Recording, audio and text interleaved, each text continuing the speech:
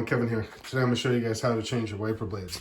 So I'm just going to do the driver's side wiper blade on my Corvette here, and I'll show you guys how to do it. And just in case anybody cares, here's the GM part number for it as well. So you have that, and there's the wiper blade. So I'm going with the original one. The reason why is I like the little fin on it. So I'm keeping with that for now. Okay, so let's get to it and I'll show you how to change it.